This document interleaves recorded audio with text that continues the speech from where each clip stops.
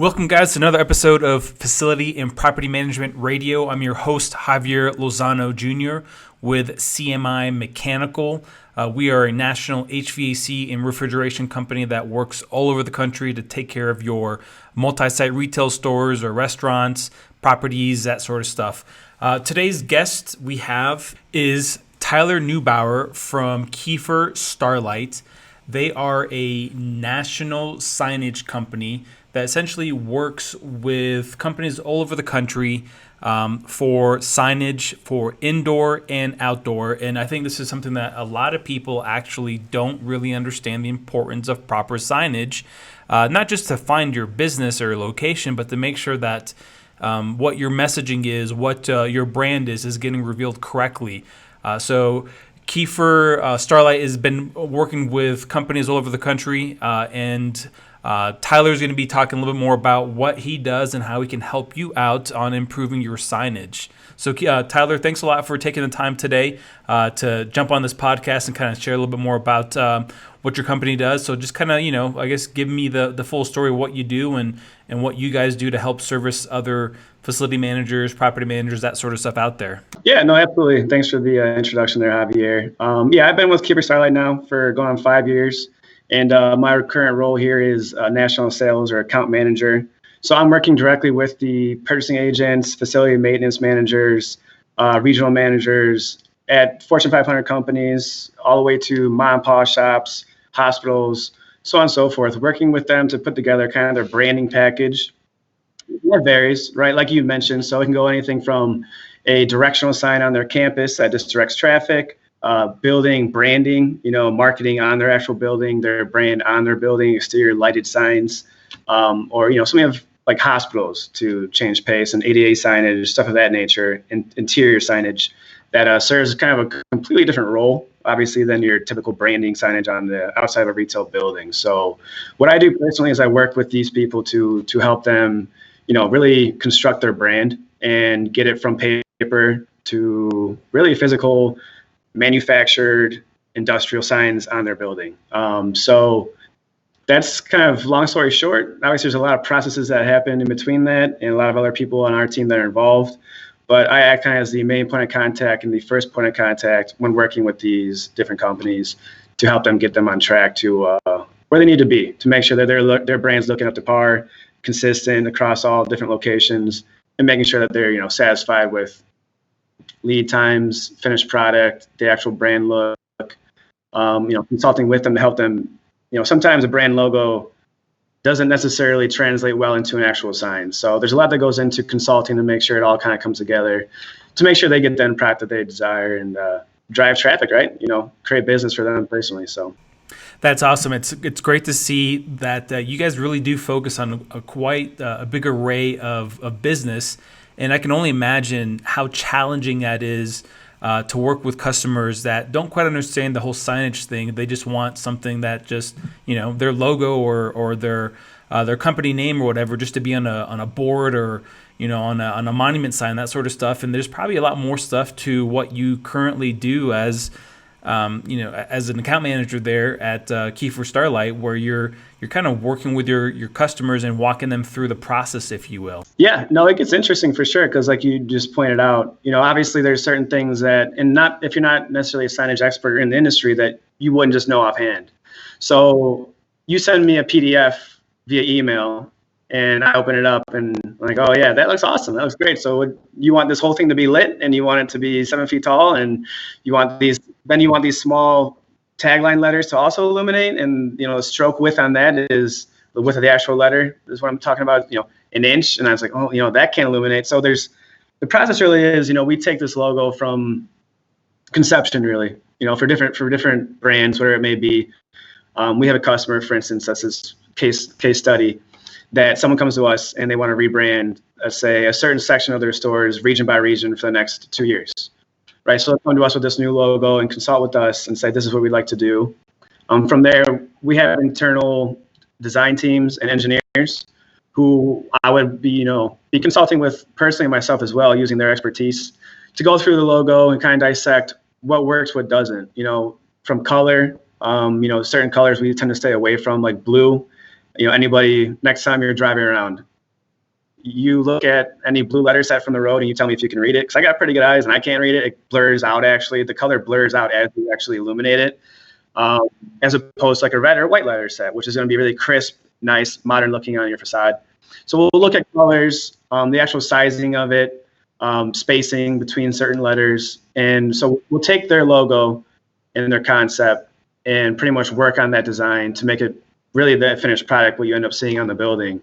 Making sure the amount of LEDs that are populated are correct, the film used for the faces, so on and so forth. So you take the concept, you put it through design. We work with our design team to consult with them to kind of reference what they want to do and where we can see it going to make sure we get the desired outcome, but making it in a manner that's efficient, cost efficient, timing. If everything's going to come off as a very custom sign, that could be problematic for them in different ways.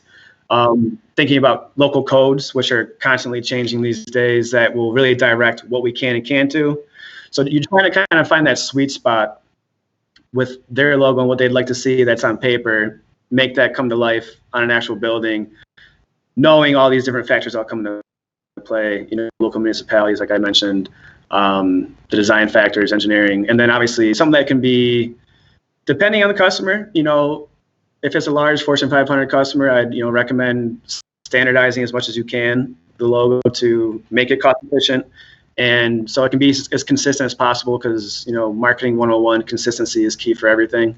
If you have different signs at different locations, people might think of you as different businesses and might actually understand what is what, right?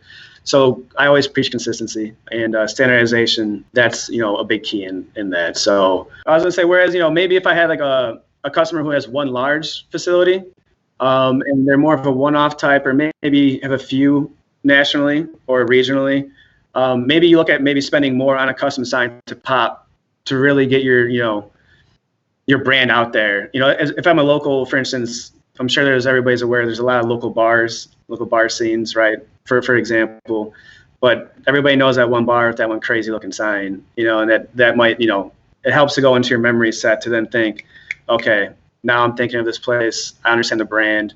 So maybe you spend more and go more custom when you are smaller, because you can kind of, when you try to do so and replicate that across 500 locations, the costs sometimes become astronomical and inefficient. So, and then you run into code issues as well. So I love how you basically take this whole consulting kind of approach through the entire process, because as a former business owner myself, there are a lot of regulations and rules that I'm not aware of, that we have to follow in the city and whatnot, and signage companies typically know what those are.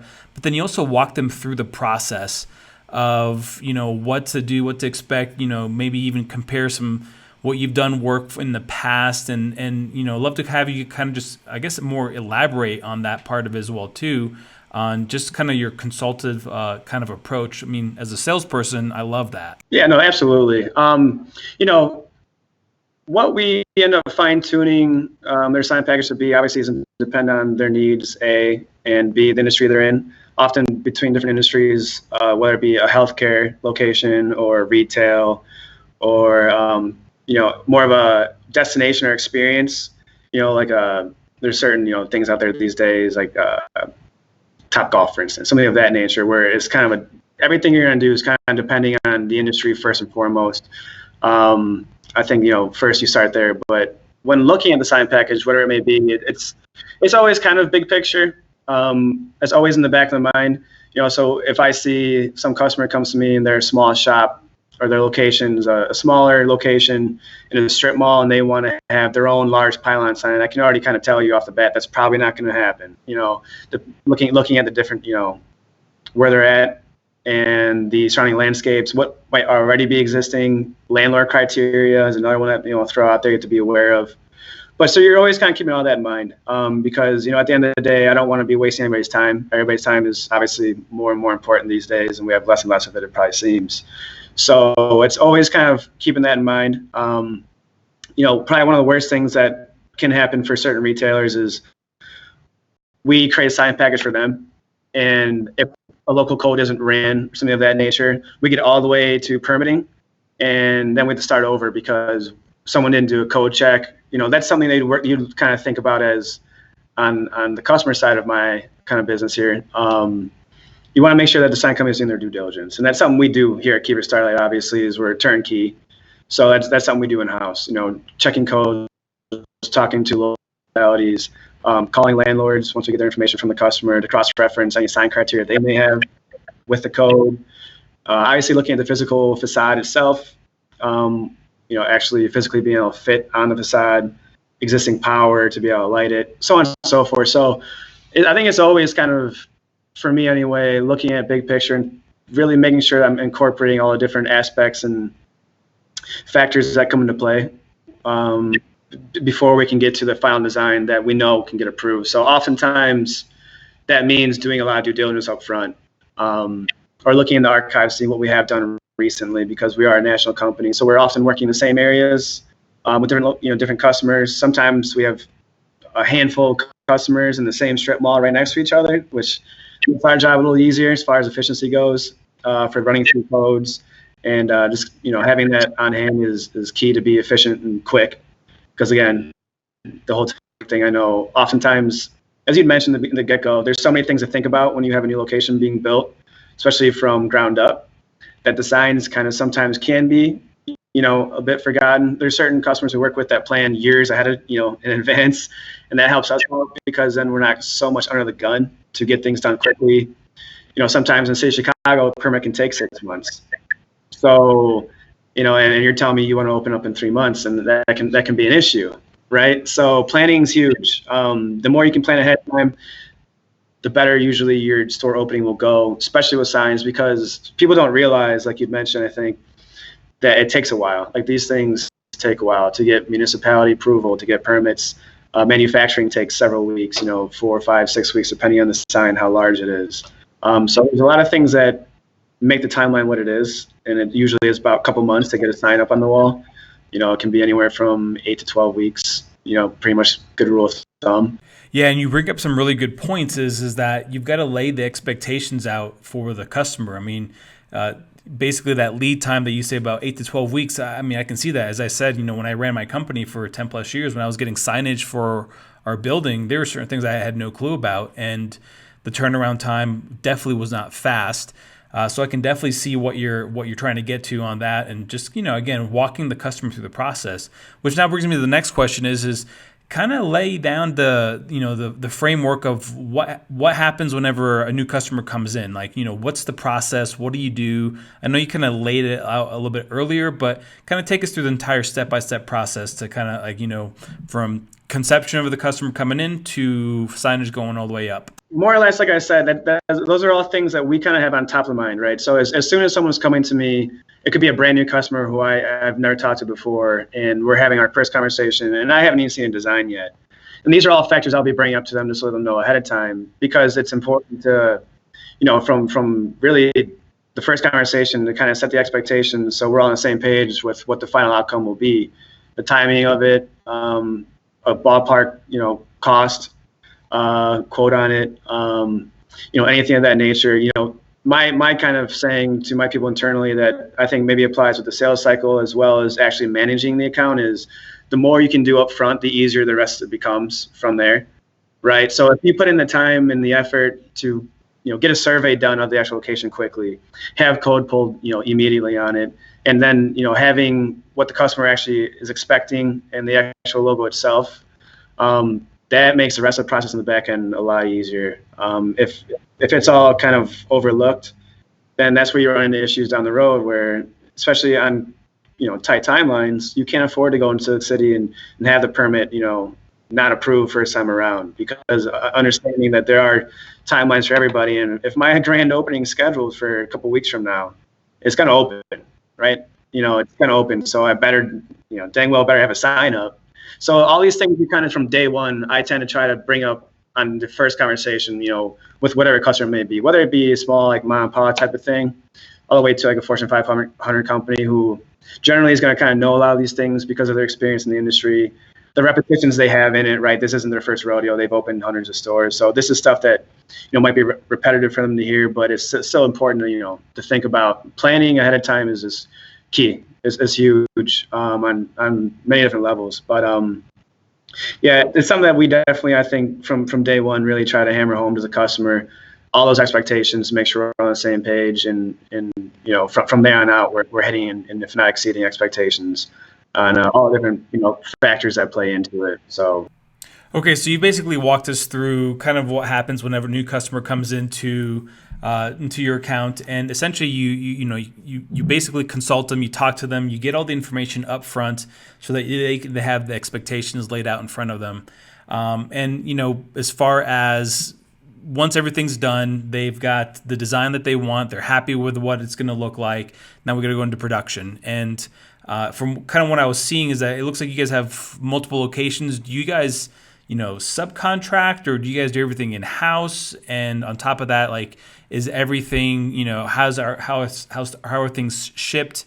How are things, go to the customer, that sort of stuff. So kind of like, walk me through that steps as well too, so that our so that our customers, like facility managers or property managers, understand exactly what the process is. Yeah, no, absolutely. So once you get through your due diligence and, the sign's been approved, by a local municipality. From there, typically it goes into manufacturing, right? And after it gets through manufacturing, which can take, depending on the sign, anywhere from 2 to 7 weeks, depending on how custom or large it may be. From there, we have, as you mentioned, we're a national company, so we have 3 different manufacturing facilities that we would have freight coming out of. One being in Wisconsin, Sheboygan, Wisconsin. The other being just out of a little north of Charlotte, North Carolina, and then the third being a little bit north of Dallas, Texas. So the way it works for us is, depending on the geographic location of the customer and the specific location, the order is strategically kind of routed through our CRM to make sure it goes to the correct facility in order to really, the end goal here is to save costs. So I don't want to be shipping from Wisconsin to California, to Southern California, if I have a Dallas plant that I can utilize, and make the same product, the same end result. However, I'm saving you thousands on shipping because you have a big sign package going from, point A to point B. So, I mean, the way that works is somewhat straightforward, really. There's only so much you can say about, I say somewhat straightforward, weird things happen in transit, but pretty much you're just strategically placing an order to make sure that it's most efficiently manufactured and then shipped. Again, timing and cost is always huge for all these projects to the location it's going. And sometimes it's being, directed and delivered directly to a site where I might have my local technicians receiving it there and installing it as it arrives. Other times it's being shipped to a local installer for them to hold on to until the store facade may be ready for us, so on and so forth. Especially when we have certain customers that do tend to plan months ahead. We take advantage of that. And when we can, we get the signs made, shipped, and out of our plant to our installer. So come the day, as soon as I get a call from that facilities managers, from that retail company I work with, hey, Tyler, I know we told you May, but it's the beginning of April, and we're ready for you. So we can get out there and get it up as soon as we can, because exposure is obviously huge for retail brands, getting their brand on the store, the actual facade. So the quicker we can get a sign up, the quicker they actually have local marketing to all the, their local geographic location and the different demographics that might be coming through there that would be their target market and their customers. So that's also pretty imperative as well. The quicker we can get a sign up, the quicker they have exposure, and hopefully that word starts getting around town, and that creates some buzz, and they can usually utilize that to do their own local marketing to make sure they create the business they're looking to do. I got to say, I really like the way your company approaches the consulting and just working with customers, communication, and making sure you're just kind of walking the customer through the process, through everything. You're holding their hand, and I think it's important, especially in today's day and age, where a lot of people kind of get lost in just kind of get lost in transition, if you will, because of so many moving parts. You guys are kind of eliminating that sort of stuff. That's awesome, and so it's something that's really powerful to see for. As a salesperson on my side, but also seeing it that it's working for your company. Yeah, you're spot on, Javier. And that's kind of, just going back to the whole, we are a turnkey operation, from consulting, like I said, from call one, and I don't know what this might be about, but I'm going to take this call. And I know it's going to be about signs. From there, and consulting them through that whole sales process to the orders placed, all the due diligence, manufacturing in our own warehouses where we do have obviously quality control, and we're buying our own materials, to utilize. Quality control can be a huge thing for branding, right? So again, when you have any sort of quantities of locations, quality standardization is going to be something that's pretty, important as far as just making sure that the signs look the same at all the locations, and warranties are being upheld, and what you spec'd out to me is actually being what's manufactured, shipped, and installed in the field. Weird things happen when you try to buy third party. You lose a bit of that control, right? So if I'm going with someone that might be more of a consulting firm, and I have administrative abilities, and I have a relationship with probably different, I say probably pretty quality manufacturing facilities. However, you just lose.